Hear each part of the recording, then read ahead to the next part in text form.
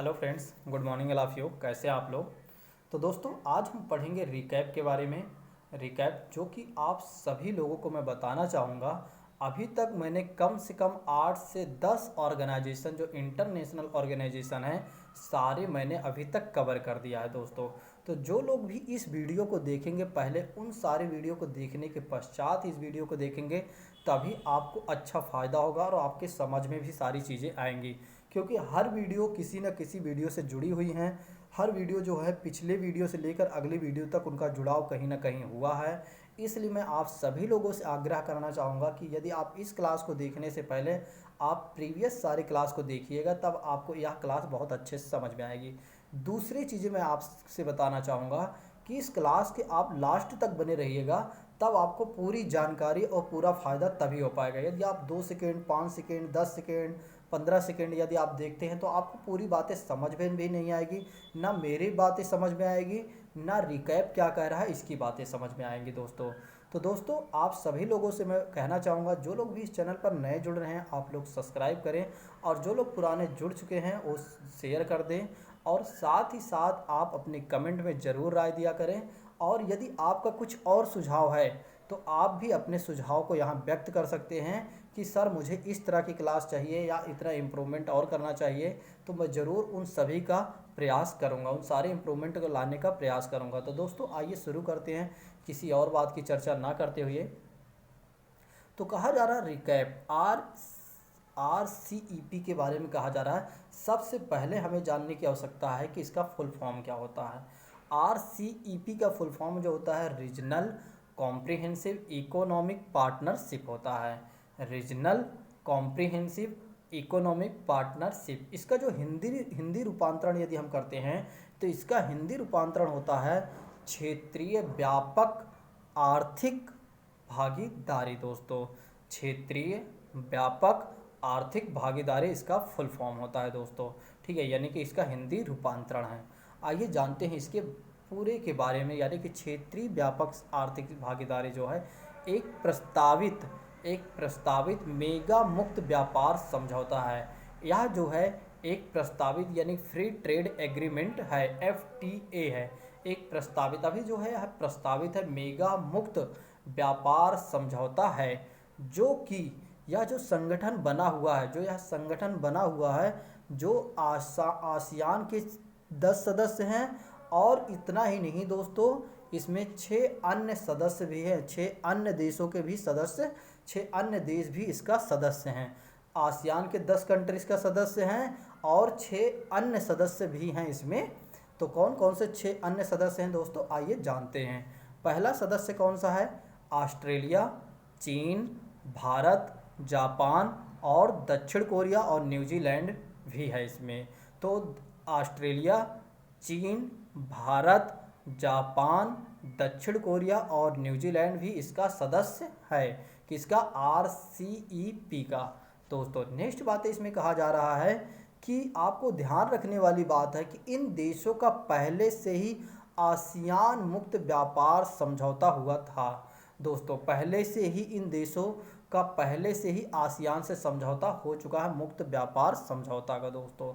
दूसरी चीज़ें इसमें कहा जा रहा है कि वस्तुतः रिकैप वार्ता की औपचारिक शुरुआत वर्ष 2012 में कंबोडिया में आयोजित किया गया था, जो 21वां आसियान शिखर सम्मेलन जब हुआ था तब।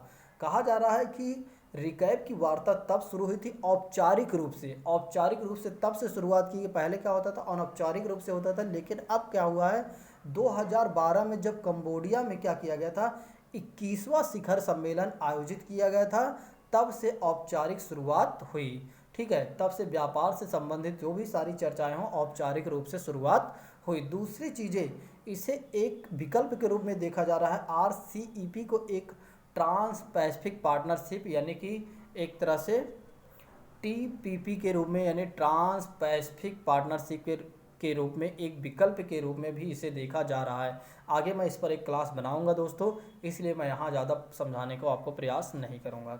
दूसरी बातें यहाँ पर कहा जा रहा है, जो रिकैप है इसके सदस्य देशों की कुल GDP का लगभग, कुल GDP इसकी जो रिकैप के सदस्य, जो रिकैप में जितने भी सदस्य देश हैं उनकी कुल जीडीपी का लगभग कितनी है, 21.33 ट्रिलियन डॉलर जो है वैश्विक स्तर पर भागीदारी रखती है।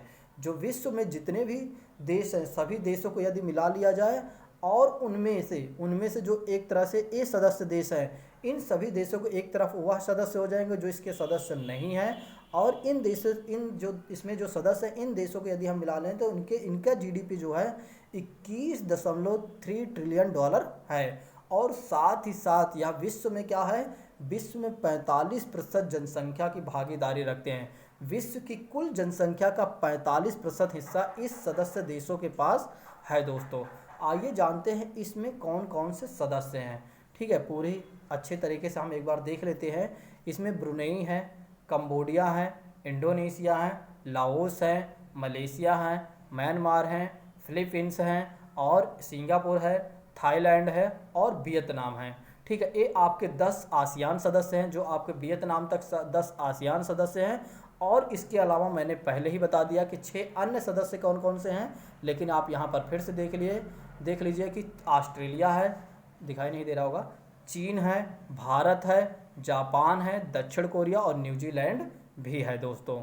ठीक, तो 10 सदस्य देश हैं, इसमें 10 आसियान सदस्य देश हैं रिकैप में और 6 अन्य सदस्य देश भी इसमें हैं, जो कि मैंने आपको बता दिया। दूसरी चीज़ें, यह चर्चा में क्यों रहा, अभी हाल ही समय में यह चर्चा में क्यों रहा, आइए जानते हैं दोस्तों। तो यह चर्चा में इसलिए रहा, एक बार मैं इसके बारे में बताना चाहूँगा कि यह चर्चा में क्यों रहा, क्योंकि एक संधि हुई थी रिकैप क्षेत्रीय यानी कि क्षेत्रीय व्यापक आर्थिक भागीदारी के साथ। किसके साथ संधि हुई थी, चीन के साथ। चीन ने क्या किया था, अपने व्यापार को अधिक उदार बनाने के लिए बात कही थी। चीन ने एक संधि के तहत क्या कहा था कि हम क्या चाहते हैं, मैं क्या चाहता हूं, अपने बाजार को और अधिक उदार बना दूं। लेकिन चीन के इस निर्णय से भारत के समक्ष बहुत सारी चुनौतियां, आप जानते हैं अगर चीन क्या करेगा, अपने बाजार में और ढील दे देगा, यानी कि अपने उत्पाद में और भी नरमी बरतेगा, तो भारत में क्या होगा, भारत में वही सामान जब आएगा तो यहाँ पर और भी सस्ते में बिकेगा। जब और सस्ते में बिकेगा दोस्तों, तो क्या होगा, जो भारतीय चीज़ें हैं, जो भारतीय वस्तु हैं, उसको लोग कम खरीदेंगे और चीनी मार्केट से जितनी भी वस्तुएं हैं उसको लोग ज़्यादा खरीदेंगे। इसलिए भारत के लिए यह चुनौती का विषय है दोस्तों। ठीक है, नेक्स्ट बातें की जा रही है इसमें, और भी क्या कहा जा रहा है चर्चा के विषय में, और भी क्या चीज़ें नेक्स्ट बातें कही जा रही है कि रिकैप के बहुत से भागीदारी देश जो हैं, जिसमें 10 सदस्य देशों वाला आसियान जो है, जापान, दक्षिण कोरिया, ऑस्ट्रेलिया और न्यूजीलैंड भी शामिल है, चीन के इस प्रस्ताव पर भारत को अतिशीघ्र निर्णय लेने के लिए दबाव डाल रहे हैं। देखो इसमें एक चीज़ ये भी ध्यान देने वाली बात है दोस्तों, जो 10 सदस्य आसियान हैं वे भी चीन के तरफ हैं, और जापान, दक्षिण कोरिया, ऑस्ट्रेलिया और न्यूजीलैंड भी कह रहा है कि हाँ, जो चीन कह रहा है वह सही है। भारत को क्या चाहिए कि इस पर निर्णय ले, बोले कि हाँ सही है, जो चीन कर रहा है सही है। ठीक है, यह एक दबाव बन रहा है, लेकिन भारत ऐसा करने वाला नहीं है दोस्तों, क्योंकि आप जानते हो भारत बहुत ही एक तरह से ऐसा देश है जो हर चीज़ों को पहले समझता है तो उसके बाद ही वह कोई काम करता है। दूसरी चीज़ें इसमें एक चीज़ ये भी है कि रिकैप सदस्य देशों द्वारा इस वर्ष के अंत तक रिकैप समझौता किया जाएगा, जिसमें 3 सदस्यीय एक टीम बनाई जाएगी। इसमें कहा गया है रिकैप के सदस्य देशों द्वारा एक समझौता किया जाएगा कि आगे हमारी क्या भावी रणनीतियाँ रहेंगी, और इसमें क्या किया जाएगा, 3 सदस्यीय टीम भी बनाई जाएगी। और यह जो समझौता लागू होने के बाद क्या किया जाएगा, रिकैप दुनिया का सबसे बड़ा मुक्त व्यापार क्षेत्र बन जाएगा, क्योंकि इसके अंतर्गत सदस्य देशों के रूप में इसके हिस्सेदारी वैश्विक सकल घरेलू उत्पाद में देखा जाए तो यानी कि जीडीपी में वैश्विक ग्लोबल जीडीपी के यानी कि ग्लोबल क्रॉस डोमेस्टिक प्रोडक्ट में देखा जाए तो 25% हिस्सेदारी रखेगा। और इतना ही नहीं, वैश्विक व्यापार में 30% की हिस्सेदारी रखेगा, और वैश्विक प्रत्यक्ष विदेशी निवेश में 26% तथा कुल वैश्विक जनसंख्या का 45% हिस्सा शामिल हो जाएगा दोस्तों। तो मैंने आपको विदेशी निवेश के बारे में यानी एफडीआई के बारे में करंट अफेयर्स की क्लास में मैंने चर्चा कर दिया है, आप उस वीडियो को देखेंगे तब भी आपको यह सारी चीज़ें और समझ में आ जाएंगी। तो पहली चीज़ें मैं आपको बताना चाहूँगा, इसमें एक समझौता जो होगा उसमें क्या हो जाएगा, इसमें बहुत सारी चीज़ें बदल जाएगी। जैसे वैश्विक घरेलू उत्पाद में क्या हो जाएगा 25, जहाँ पहले 21 ट्रिलियन डॉलर था ना, अब कितना हो जाएगा यहाँ पर 25 हो जाएगा, 25% हिस्सेदारी जीडीपी का हो जाएगा विश्व में। दूसरी चीज़ हो जाएगा व्यापार में भी 30% हो जाएगा। और तीसरी चीज़ें जो है वह जो विदेशी प्रत्यक्ष निवेश है इसमें भी बढ़ोतरी हो जाएगी जो कि 26% हो जाएगा। और कुल जनसंख्या, वैश्विक की कुल जनसंख्या प्रतिशत का 45% इसमें हिस्सेदारी हो जाएंगी दोस्तों। नेक्स्ट बातें कही जा रही है भारत चीन व्यापार भागीदारी। भारत चीन व्यापार भागीदारी की यदि हम बात करें कि भारत और चीन की भागीदारी में क्या क्या व्यापार हुआ है, तो पिछले वित्त वर्ष में यदि हम बात करें, पिछले वित्त वर्ष की बात करें तो चीन ने भारत को $70 बिलियन का निर्यात किया। अब आप देखिए, आप एक बार आप सुनिए, सोचिए एक बार कि चीन ने क्या किया है, भारत को $70 बिलियन का निर्यात कर चुका है। अब आप सोचिए एक बार, यदि चीन अपने बाजार में और भी नरमी बरतता है तो भारत के लिए कितना घाटा हो जाएगा, आप सोचिए एक बार। ठीक है, दूसरी चीज़ें, जबकि भारत ने क्या किया है, मात्र और मात्र जो भारत ने निर्यात किया है $16 बिलियन का ही किया। आप देखो कितना डिफरेंस है यहाँ पर, इतना डिफरेंस की ज़मीन और आसमान का पूरा डिफरेंस यहाँ दिखाई दे रहा है। इसलिए भारत के लिए चुनौती का विषय है दोस्तों। ठीक है, और भारत इस बात से आशंकित है कि टैरिफ उदारीकरण के बाद दोनों देशों के निर्यात में वृद्धि हो जाएगी। लेकिन सबसे ज़्यादा लाभ किसको मिल पाएगा, वो चीन को मिल पाएगा। आप सोचिए, इसीलिए तो चीन कह रहा है कि टैरिफ में जो टैरिफ बढ़ा दिया जाए। देखो टैरिफ क्या करते हैं, जैसे दो देशों के बीच में क्या होता है, जब निर्यात होता है, आयात निर्यात होता है, तो बीच में टैरिफ लगा दिया जाता है। जब टैरिफ लगाया जाता है, जैसे मान लो खिलौना है, मान लो कोई एक वस्तु मैं ले लेता हूँ, मान लो पेन ले लेता हूँ या मोबाइल ले लेता हूँ दोस्तों, मान लो मोबाइल एक मैं ले लिया हूँ। ठीक है, अब चीन में कोई प्रोडक्ट बना, वो बना मान लो 14,000 का। ठीक है, अब भारत में क्या है, वो आएगा, मान लो अगर भारत में सस्ता करके आता है, भारत में 15,000 का बेचता, और भारतीय प्रोडक्ट यहाँ पर क्या है 16,000 का है दोस्तों। ठीक है, अब कोई चाहेगा कि यहाँ पर क्या हो जाए कि कोई चाहेगा कि 16,000 का मैं प्रोडक्ट खरीदूँ, नहीं, सारे भारतीय चाहेंगे मैं 15,500 या 15,000 वाला ही प्रोडक्ट खरीदूँ। इसलिए भारत क्या कर देता है, बीच में भारत ही नहीं सभी देश क्या करते हैं, टैरिफ लगा देते हैं। और जब टैरिफ लगा देते हैं तो यह जो प्रोडक्ट है, यहाँ जो 15,000 में बिकने वाला था वह भी 16,000 का हो जाएगा या 15,999 रुपये का हो जाएगा दोस्तों। तो इसलिए क्या हो जाता है, दोनों में बराबर की हिस्सेदारी आ जाती है। इसलिए हमारा जो व्यापार रहता है, जो हमारी बाजार रहती है, वह मार्केट संतुलन बनी रहती है। लेकिन आप एक चीज़ ये ध्यान देने वाली बात है कि जो देश बहुत ज़्यादा निर्यात करता है उसका जो व्यापार घाटा होता है, जो व्यापार संतुलन होता है, बैलेंस बीओपी जो होता है, बैलेंस ऑफ पेमेंट जो होता है, वो सरप्लस में होता है। और जो सबसे ज़्यादा आयात करता है उसका क्या होता है, जो सबसे ज़्यादा आयात करता है, आयात यानी कि बाहर के देशों से अपने, जैसे मान लो चीन से कुछ चीज़ें आयात कर रहा है, जैसे मोबाइल अगर सबसे ज़्यादा आयात कर रहा है भारत, तो इसका जो बैलेंस ऑफ पेमेंट होगा, ठीक है, बैलेंस ऑफ पेमेंट जो होगा वो किस में होगा, माइनस में होगा दोस्तों। तो वही चीज़ें हैं, भारत क्या चाहता है कि नहीं, हम ऐसा नहीं करेंगे। अगर हम चीन को इतना नरमी बरतने का मौका दे देंगे, उसके बाज़ार में ढील कर देंगे, तो एक तरह से हमारे लिए क्या हो जाएगा, घातक साबित हो जाएगा दोस्तों। ठीक है, नेक्स्ट आइए बातें इसके और करते हैं कि भारत के समक्ष क्या क्या चुनौतियां हैं दोस्तों। भारत के समक्ष क्या क्या चुनौतियां हैं, कहा जा रहा है कि वर्तमान में भारतीय उद्योग चीनी बाजार में अपनी उपस्थिति बढ़ाने के बजाय घरेलू बाजार से चीनी सामानों को कम करने पर अधिक केंद्रित कर रहा है। भारत क्या कर रहा है, भारत को क्या चाहिए, भारतीय उद्योग क्या कह रहा है कि चीनी बाजार में अपनी उपस्थिति बढ़ाना चाहता है। देखो अपनी उपस्थिति बढ़ाने, जबकि इसको क्या करना चाहिए, भारत को चीनी बाजार में अपनी उपस्थिति ज़्यादा बढ़ाए, लेकिन भारत क्या कर रहा है, घरेलू बाजार से चीनी सामानों को कम करने पर अधिक ध्यान केंद्रित कर रहा है। भारत क्या कर रहा है कि घरेलू बाजार में चीनी के जो सामान हैं, जो चीन के सामान हैं, उसको कम करने पर केंद्रित कर रहा है। ये भारत के लिए चुनौती है, ठीक है, लेकिन कर भी पाएगा, अगर करने का प्रयास कर रहा है भारत तो कर लेगा। ठीक है, दूसरी चीज़ें ये भी कहा जा रहा है कि भारतीय उद्योग जो है, विशेषकर इस्पात, कपड़ा, ऑटोमोबाइल, इंजीनियरिंग क्षेत्रों ने सरकार से पहले से ही चीन से व्यापार संबंधों को कम करने का अनुरोध किया हुआ है।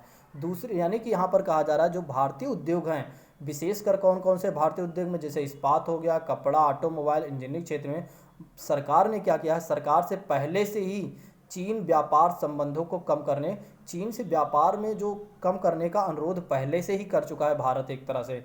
दूसरी चीज़ें हैं कि उद्योग प्रतिनिधियों ने वाणिज्य एवं उद्योग मंत्रालय के साथ हाल ही में बैठक हुई और चीन से आयातित 42% की वस्तुओं पर कर को समाप्त करने के प्रस्ताव पर बने रहने का सुझाव दिया है।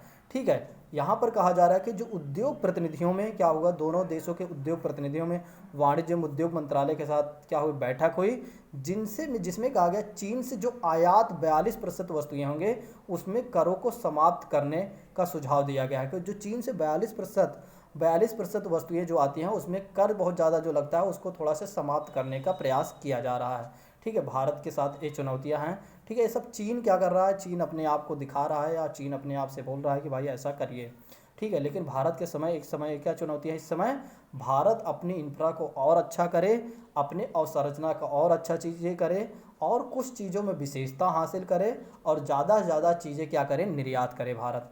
तब भारत के लिए जो चुनौतियां हैं, जो सामने चुनौतियां दिखाई दे रही हैं कि हाँ हमें घरेलू बाज़ारों को कम करने में, हम जो कम करने में लगे हुए हैं, जो हम एक तरह से नीतियां बना रहे हैं, उसके बजाय हम प्रोडक्ट क्यों ना बनाएं, हम खुद क्यों ना प्रोडक्ट बनाएं और प्रोडक्ट बनाकर उसको उन चीज़ों को कम कर सकते हैं। कहा जा रहा है कि कई चीज़ें भी देखा जाता है, जैसे कुछ लोग बोलते हैं चीनी वस्तुओं को हमें क्या करना है, नहीं उपयोग करना है। दोस्तों देखो, ऐसा नहीं हो सकता। अगर कोई कहे कि हम चीन की वस्तुओं का उपयोग नहीं करेंगे, उपभोग नहीं करेंगे, तो ऐसा नहीं हो पाएगा। ठीक है, जब तक हम खुद आत्मनिर्भर नहीं बन जाएंगे तब तक ऐसा नहीं हो पाएगा, ऐसा नहीं हो सकता है, क्योंकि हमें आत्मनिर्भर बनना पड़ेगा।